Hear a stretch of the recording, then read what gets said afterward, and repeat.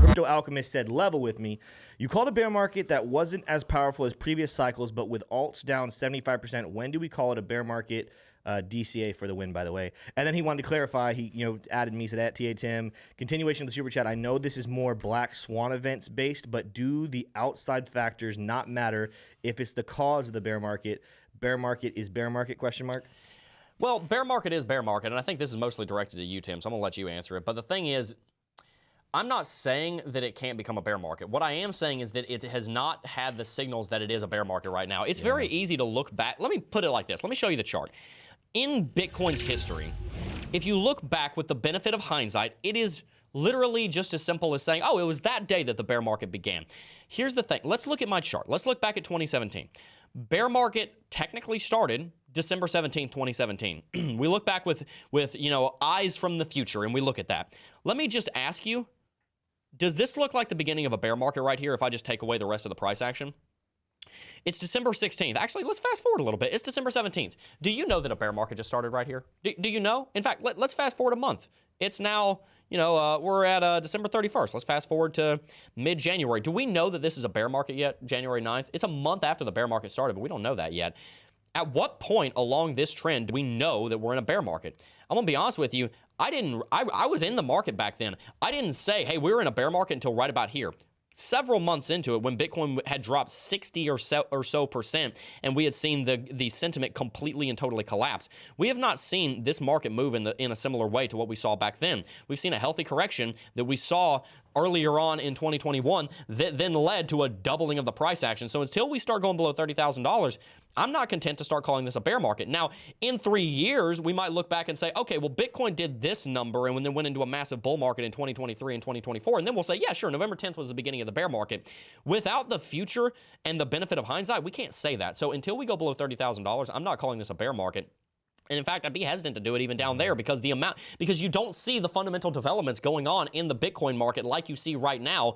You don't see that. That's not what a Bitcoin bear market looks like. And I understand we've only had two, and we're in a completely different industry right now than we were 4 years ago. I know that. I've watched the industry grow. But you don't see state-level adoption going on an asset during a bear market. That is very strange to me, and I would need a lot of convincing to say that we're in a bear market right now. That being said, if we drop below $30,000, then I will be very open to calling it that.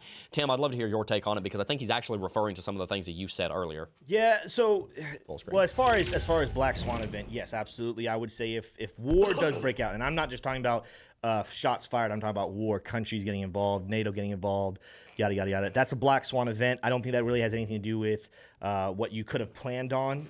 That's something that just happens.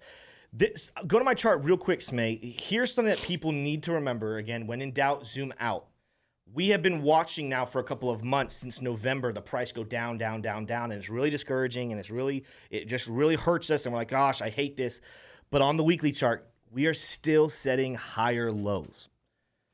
This is something that alone does not say that defies a bear market. But what it does say is there's still a case for saying this is just a correction in a long-term uptrend. I also believe, and again, this is a little bit, I want to hear from Kelly and Jeb and tell me, listen, I'm very open to them saying, Tim, nope, you're wrong. That's dumb. Don't say that. I've only been in the market now for about a year and a half, but I've done a lot of back analysis.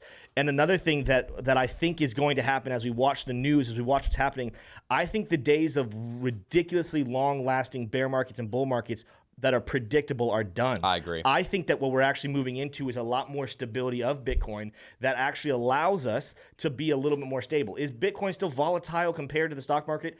Absolutely. But is it anywhere near as volatile as it used to be? I don't think so. I think it's going to I think we can see price drop a little bit here over time, but then as things adopt, and especially as people want more and more and more Bitcoin, which is what the season we're in right now, I think you're going to see people get shook out at every level. I think that Bitcoin's still volatile to a degree, but I think that the I think the long-term 2-3 year bear markets, 2-3 year bull markets, I think that might be done. I think now it's in a question of, hey, is this a good time to buy? What's the US dollar doing? What's the Chinese yuan doing? What's the British pound doing? And we're buying against it because I think people's eyes are starting to wake up. Everything we've seen happen in the news right now, people's eyes are waking up to the danger of fiat currency, and they know they need to hedge against it. And Bitcoin is proving to be a very good source for that. So I agree. I think, Jeb, if we go below 30,000, guess what that would do?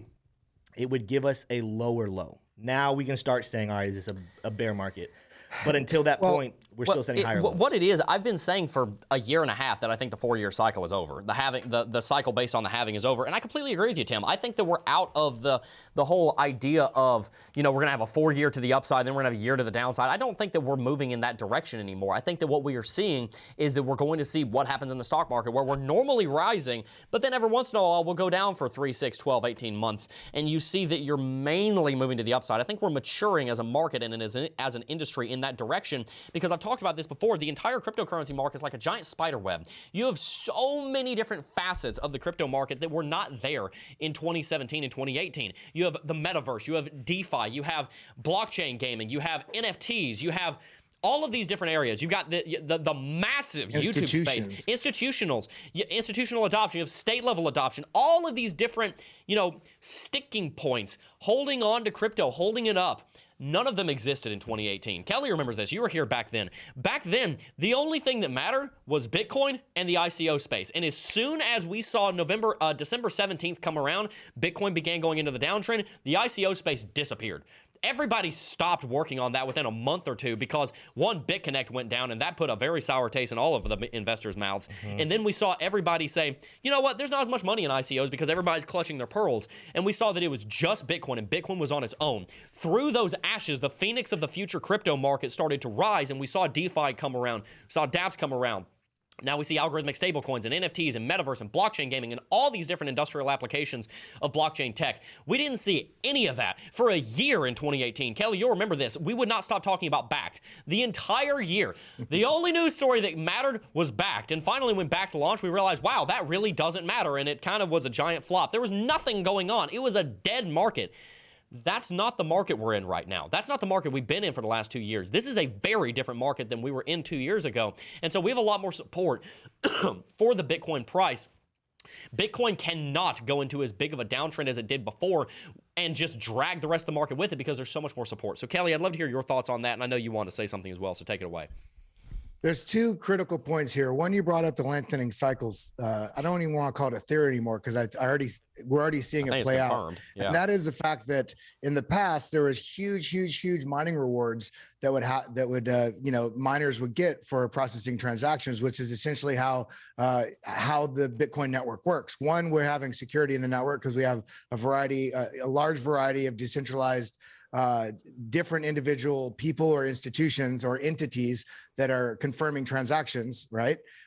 And two, you have, especially back then, which is, as we've been seeing in the narrative and the news stories that we've been sharing lately, that in the past, miners would sell so they could fund their operation. They'd make money on mining and they'd have to sell some to, pay the light bill, pay their rent, pay their salaries.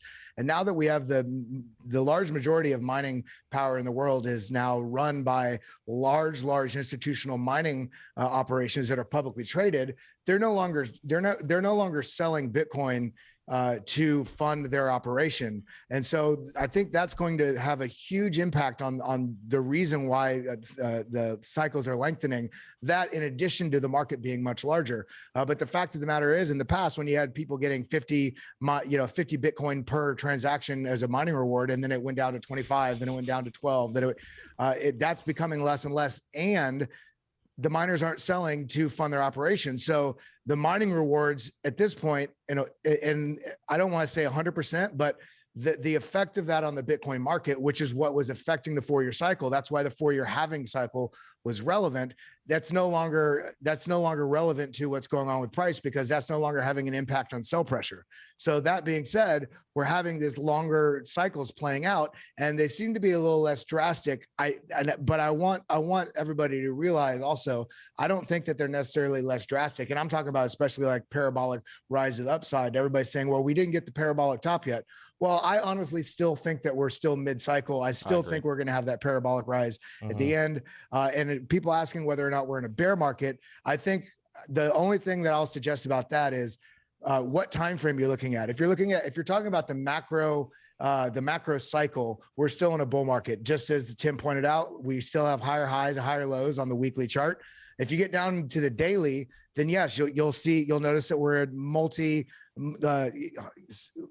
months downtrend in terms of, especially looking at the daily. And when as a trader, you're trading into a trend, right? So if you're trading on a downside market, you're going to sell when you're hitting key resistance levels and buy when you get very oversold and all your signals show that the momentum's shifting back for a small bounce, and then you sell at your resistance again. When you're in an uptrend, you basically are buying at your entry point when the momentum is shifting from whatever dip, and then you're selling at whatever targets you have based on the pattern projections about where that breakout would be, about where the breakout would end above, whether it be a Fibonacci extension, whether it be resistance. If we're still trading through price action that's already happened, like we will be between here and up to 64, then our targets will be mixed between the Fibonacci extensions as well as targeted breakouts, as well as old support and resistance from past price action. So in this case, we're in a downtrend. We're in a bear market as it's related to the daily or the hourly or the minute, sure.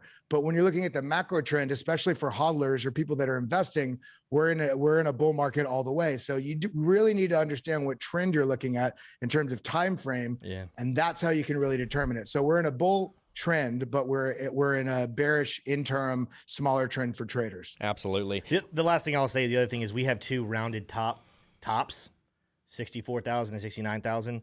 Everything we've seen up to this point has been blow off tops. Yes. We haven't seen a blow off top. So again, could things change? Could the news change that and we go down? Absolutely. But even the charts don't really show that the market said that was the tip top, because that tip top, the blow off top is going to come from, wow, it's not just that this price is high. This price is way overinflated. Way and a lot of people are sitting there waiting to sell. Yeah. That rounded top means there's indecision. Some people think it's the top, but some people think it should still be going up. And the thing you got to remember is that there was a lot of FOMO going into Bitcoin rallying up to $64,000 to $65,000 from the traditional markets. That did not happen at 69K. You guys remember that, right? There was not this massive influx of, Jake Paul's making a video on Bitcoin and it's on Dude Perfect and Ellen DeGeneres is talking about Bitcoin and all this stuff. That didn't happen. We got to $69,000 on our own merit, to be honest with you. It was retail and institutional adoption, but it was not, a lot of it was in Bitcoin already. We kind of got there without the rest of the world. There was no blow off top. So that's not what the top of a bull market looks like historically in Bitcoin. And you might say, yeah, but the trends change. Yeah, but at the same time, that trend really doesn't make a lot of sense for it to change. Hey, you made it to the end of the video. If you enjoyed this video, you should definitely consider subscribing because we're trying to help you become financially free in these cryptocurrency markets. And also consider following us on Twitter @CryptoJeb for more updates on the price of Bitcoin and cryptocurrencies. Peace.